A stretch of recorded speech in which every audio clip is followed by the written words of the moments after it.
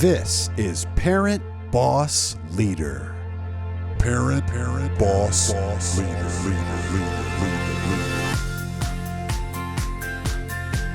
And here's your host. She's a courageous voice for women, parents, and modern workforce leaders alike. She's a keynote speaker and proud mother of two, the Vice President of Sales and Strategy for ATR International, Laura R. Munson. Hello, welcome to the podcast, Parent Boss Leader. I am your host, Laura Reinhardt Munson. Like and subscribe if you like what you hear today. I have a very amazing guest, Julie Hurley, Senior Change Management Consultant at Duke Energy Corporation. Julie, thanks for being on the show. Of course. Hey, Laura. Great to chat with you this afternoon. Thanks for having me. Absolutely. So we're going to talk a little bit about Julie's background in change management, what she does in her role. We're going to talk about change in general, because there is so much change constantly in the US. And you've had some awesome tidbits about that, and even share about your passion in an organization helping other women as well. So That sounds awesome. Yeah, let's dive right in. Tell us a little bit about your background, Julie. Well, Laura, one thing I just have to say, it's so nice to chat with you and spend time with you virtually. But one thing I noticed, I love your quote sitting behind you in your home office. And I'm such a quote gal. I love affirmation, positive affirmations. And I just have to share in my home office. So I sit in Charlotte, North Carolina. So we are all the way on the other side of the country from each other, but just had to share in my home office. I have a little quote given to my mom about a decade ago saying, if you work really hard and are kind, amazing things will happen. So I love that reflected on your end as well. Isn't that true? And I'm glad you said it for any folks who are just listening in and not seeing us. Work hard, be kind. Really, that message, it is true, right? Like why else are we here on this earth if we're not kind to each other, even in our roles, moving, even in times of stress? So I love your mom for giving you that too. She's fantastic. And I totally agree. Like attracts like, even in our personal relationships. I know we're about to dive in our corporate environments, but just being good people, wanting the best for each other, being kind and practicing humility. It's just so transferable. Absolutely.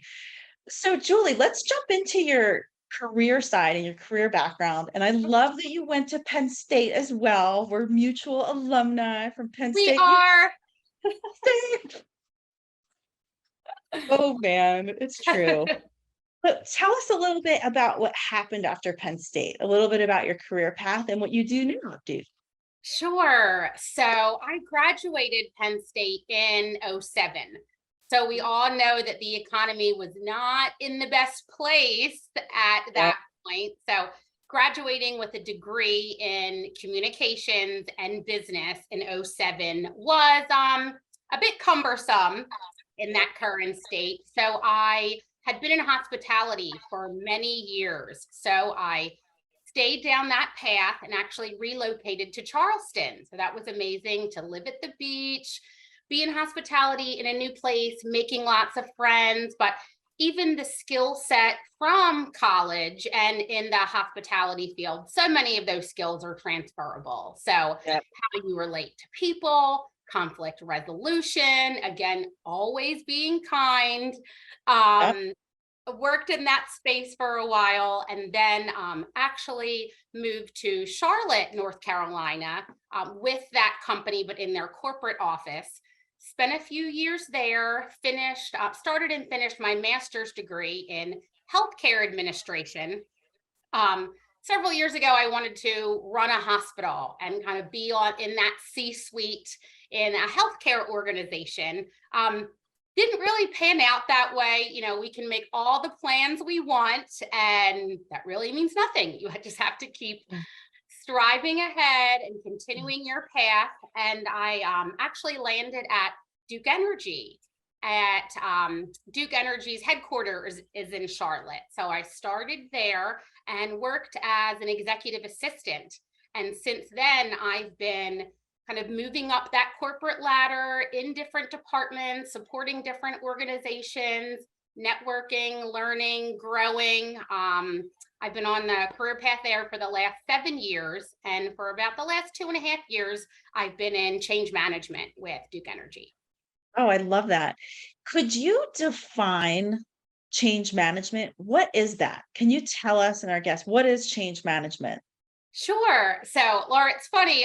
Many people think that that's a bit, is that an ambiguous term? What does that really mean? I need some more insight. Even my good friends were like, Julie, what is your day to day? What does that really mean?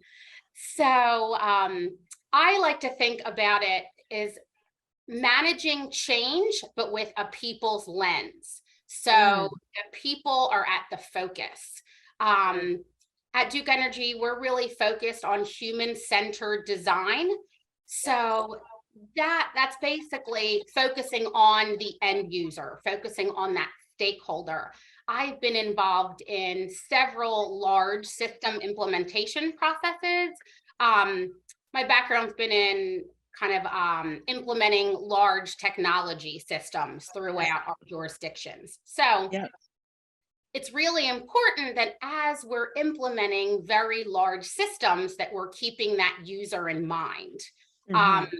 Oftentimes change is really centered around the return on investment, the bottom line, the financial piece. And albeit that is very important, but my team, we take that end user along for the journey during that team. So we really want to create an awareness for that stakeholder, what's happening, the why, the what's in it for me.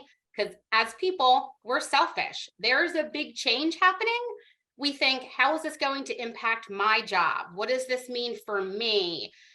Is there going to be a layoff on the other side of that? Like, we really have to inform and engage them and get their buy-in, if you will, to take them along that journey and then set them up for success with the education. These are the tools that you need. Make sure that they have the ability and the knowledge to understand that change and how that's impacting them. And then after the go live date of the implementation, also being there on the other end as far as being there for support and as a resource. So our stakeholders know, just because we went live, when you have questions or you need additional help and support, we're still here on the other end.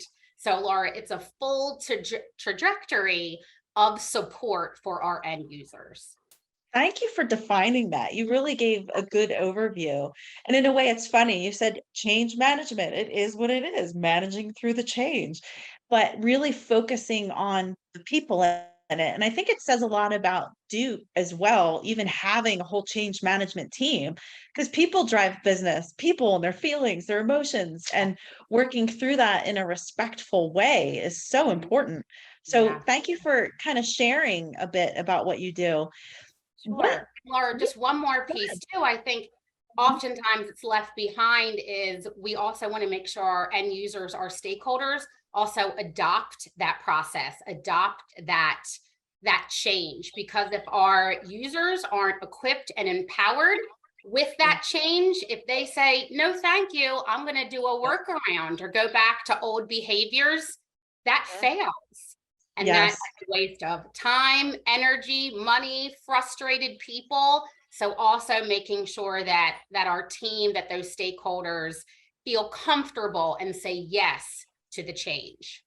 That is important, having their buy-in. And once there's yes, there's accountability to keep the change in place. It's very true. That's a very good nugget that I would like to write down too. Making sure the accountability, enforcing things. Very true. Exactly. So since you deal with, I guess, the psychology of change and dealing with the people side of it, what advice would you have for people who are in challenging situations, say at work where there's so much change going on? What would be advice that you'd give to someone who's in that situation?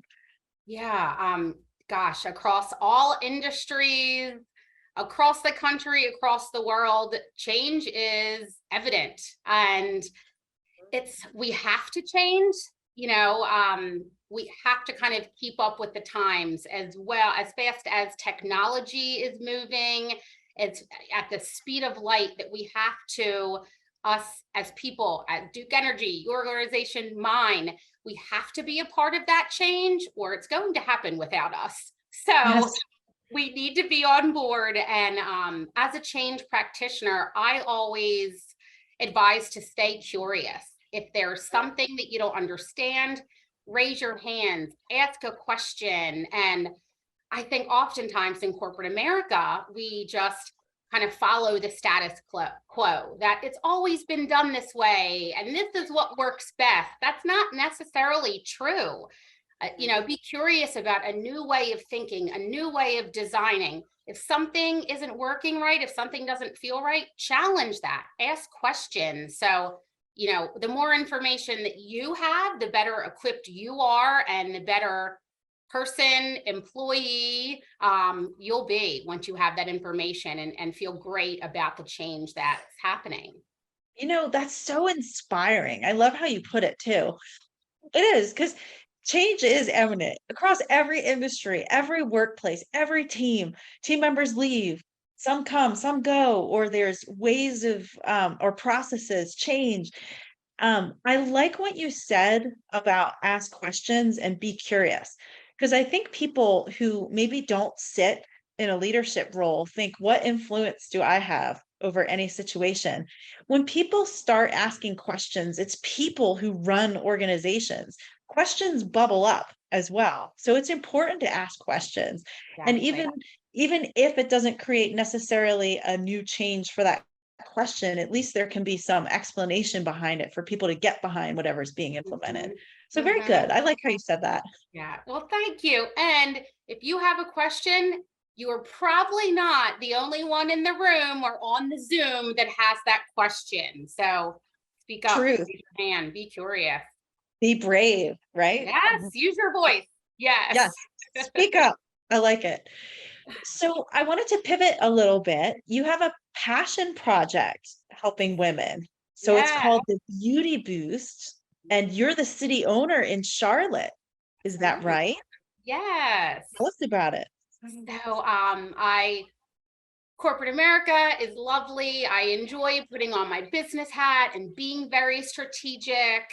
But on the side, kind of my nights, weekends, passion project, as you mentioned, I'm the city owner of the Beauty Boost Charlotte, and we are an organization to empower women to feel healthy and beautiful. And I've been in the Charlotte market for about a year and a half, and I was an ambassador for about 2 years before that. Yes. And the Beauty Booth is actually national. So we have 24 cities across the US where Wow. we're just bringing together like-minded women. We have in-person events, virtual events, day retreats, weekend retreats. We're just trying to connect awesome women with each other and also highlight female entrepreneurs during our events as well. Oh, I love that. So it's women lifting other women up. Yes, it's Wow. lovely. Brings me a lot of joy. Yeah. And what type of events do you have? Is it usually maybe a guest panels? Is it lunches? Like what type of events? Yeah, awesome question. So every month, and it's consistent every city, we kind of follow a roadmap. Just so if you're at the Beauty Boost in LA or San Diego, which there happens to be those chapters, or in Yep. Charlotte or in Asheville, we all follow a roadmap. So we know in January, we have a year project, and that's where we work with a life coach and we create vision boards, we do Mhm. goal setting, visualization, manifestation. In February, we do a gals night out where we partner with a local spa and do Love it. mini facials, Reiki Oh, treatments, massages. Yes. oh my. Sorry, boys, but this is the girls' night. And Oh, I love it. and to your point, Laura, we do in March, we do a women's panel discussion where we feature 7 wonderful women in the community from different spaces. In Charlotte, we had an artist, a gal that rehabs furniture, a singer-songwriter hosted by a local MC who's also a podcaster. So I personally, that's one of my favorite events because I love hearing from other women and their best practices and the Yep. barriers that they overcame to become who they currently are. So I just love sharing stories and learning. And so that's one theme. And we do fitness events and styling sessions, and it's a myriad of themes because just like women, we're not one size fits all. So we really have something for everyone. Amazing. So people listening, if they're interested in this, what's the best way for people to find information or to connect with you? What would you recommend? Well, I love that. Thank you. So you can find us on thebeautyboost.net. Okay. And we're currently in 24 cities and looking to expand and looking to reach other gals. So if you're interested in possibly opening a city, I'd love to chat with you. I'll connect you with our founder. We want more exposure and to grow and to impact as many women as possible. So please find us. Yes, and I'll post that when our podcast goes live. I'll make sure that we have that up on the website as well. That'd be So, awesome. Julie, thank you so much for being a guest today. I know you're very busy in your role, even spending time, and I think it's such a relevant topic. There's so much change at all times, but you gave very good advice. Be curious, speak up. And I also loved your sign in the background, being kind, working hard, being kind. It was great to have you. Thank you so much. What a wonderful chat. And I'm looking forward to staying connected. Great. Thanks, Julie. Thanks, Laura.